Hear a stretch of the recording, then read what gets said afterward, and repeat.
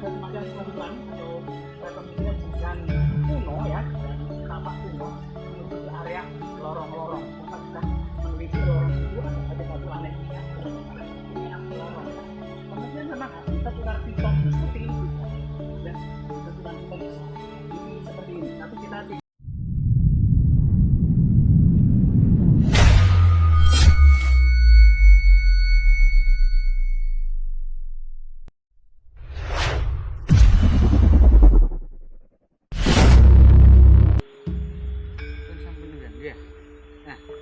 teman-teman sekalian, kita akan menelusuri ya, menurut cerita tutur warga masyarakat di sini ada semacam ular naga raksasa bertapa membatu di jejak bekas perkampungan kuno Kerajaan Majapahit. Nah, batu-batu di sini cukup unik ya. Di sini mirip batu prasasti, warna kotak gitu ya, kotak, dan kemudian ada jejak-jejak yang ditinggalkan oleh leluhur kita. Tepatnya kita memang berada di lereng Gunung Anjas-Moro ya. Nama Anjas-Moro ini sangat melegenda tentang cerita di balik tradisi perang Paregreg Kerajaan Majapahit, yaitu cerita Damar Wulan.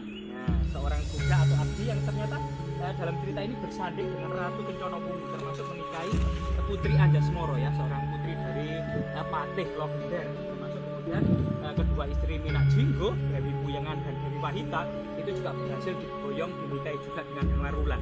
Cerita ini cukup unik ya, karena pada masa Majapahit itu sebenarnya masyarakat terbagi dari lapisan-lapisan catur warna, yaitu kasta, Brahmana, Ksatria, Waisa, dan Sudra. Namun ternyata dalam cerita Damar Wulan ini, seorang abdi yang awalnya adalah abdi dari Patih Logender ini ternyata bersanding dengan seorang Ratu Kencana Bumi dari Majapahit. Artinya kisah ini tentu sangat luar biasa sekali ya. Nah, kita masuk ke semacam ada sarang ular naga atau semacam apa namanya, lubang dari perut bumi ya. Nah, ini memang kondisinya seperti ini. Kita mencoba meneliti bebatuan yang ada di sini, ini cukup unik dan cukup menarik. Coba bayangkan batu ini seperti kacang ya, seperti kacang karena ada semacam jalur di tengah, seperti kacang raksasa. Nah, kita akan mencoba ke arah sana dan memasuki lorong atau gua rahasia yang ada di sana ya. Ternyata kita juga tidak membawa senjata ya atau sabuk atau apa ya. Kemudian juga memang ada banyak ular beneran ya, tapi kita tetap berhati-hati dan berdoa ya. Kita memasuki semacam ada semacam hutan gaib ya. Coba kita isi dulu sama leluhur, bikin di bawah. Kita masuk teman-teman. Coba pelan-pelan lah, semoga selamat ya. Rahayu. Jadi kita masuki lubang Tuhan tanpa gerbang, gate not gate. Coba kita semua berdoa ya, sesuai dengan teman-teman masing-masing. Kita memasuki area lorong rahasia. Di situ ya ada semacam apa namanya, memanjang seperti tubuh ular raksasa yang menyatu ya.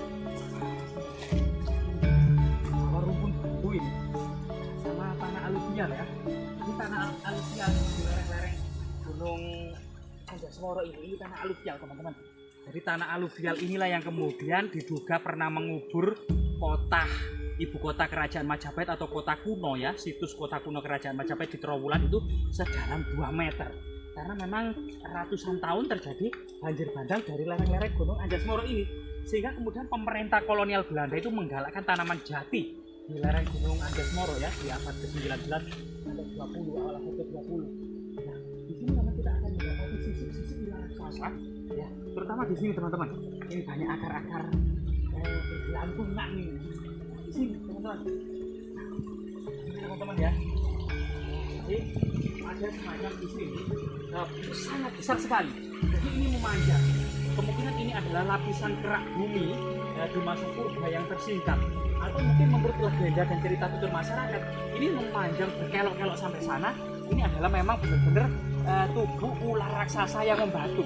Karena legenda yang mengatakan, misalnya legenda cerita ular naga baru kelinting itu akan muncul gitu ya, itu ketika terjadi banjir bandang atau semacam kemudian rumpun batu yang ikut hanyut berdiri tegak, pohon kelapa berdiri tegak, gelondongan kayu di atas itu menjadi pengiring akan kemudian di belakangnya adalah sosok ular naga baru kelinting yang hendak hijrah ke lautan. laut sana ya. Nah inilah yang kemudian bisa mendatangkan marah bencana terkait kemudian ibu kota Majapahit yang ada di Trawulan yang di bawah sana. Dari lokasi ini sekitar 4 sampai 5 km. Aduh. Batuannya juga cukup kondisi seperti ini teman-teman. Kemungkinan ini batu apung ya, jejak vulkanologi atau ya jejak magma beku ya.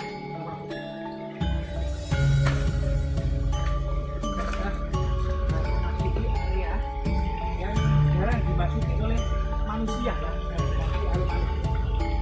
Batu-batuannya cukup aneh ya. Kemungkinan memang di area seperti ini pada masa lalu ada semacam batu lumpang atau batu batok atau simbol-simbol misteri lainnya ya. Dan kita seperti memasuki perut bumi ya atau gua manusia. Jadi kita bisa lihat ternyata tubuh ular naga ini dari sana memanjang ini memasuk ke dalam tanah ya, memasuk ke perut bumi sehingga yang seperti sosok ular naga ini kemudian di sini tidak terlihat lagi, melainkan dari sana dan di sini tidak terlihat lagi. Melainkan di sana juga ada semacam saluran atau kemungkinan jalan kuno ya, tapak kuno menuju ke area lorong-lorong. Kita sudah meneliti lorong itu ada batu aneh ya, lorong.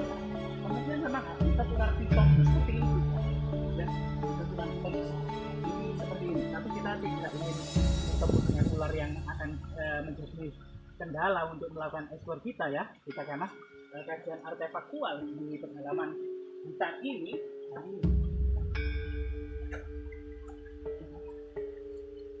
Jadi kita tidak memasuki area yang memang seperti mirip seperti gua gitu ya. Di tengah gua itu ada semacam pancuran air terjun kecil ya. Ada beberapa batu aneh kan yang di depan kita ini benar-benar bulat ya, presisi menyerupai telur ular naga raksasa yang di depan kita itu. Beberapa batu juga aneh, misalnya seperti ini ya.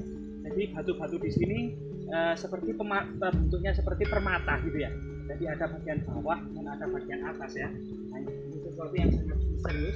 Namun kemungkinan apakah kita mendapatkan petunjuk tentang bekas perkampungan kuno ya, artefak-artefak yang ada, coba kita lebih maju sedikit ya, pelan-pelan. Bahaya mas, bahaya ya, balik aja bahaya.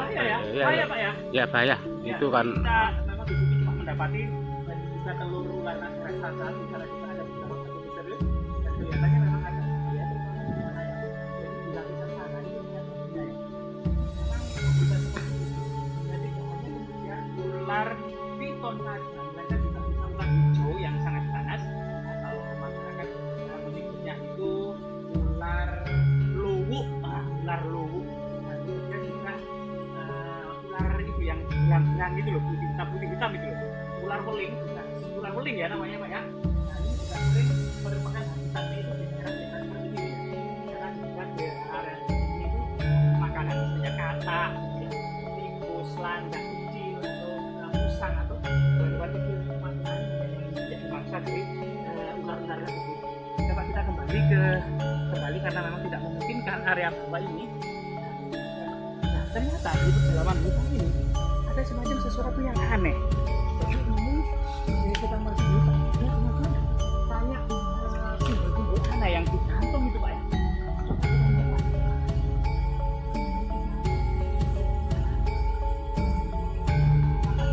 Ada mirip orang dunia.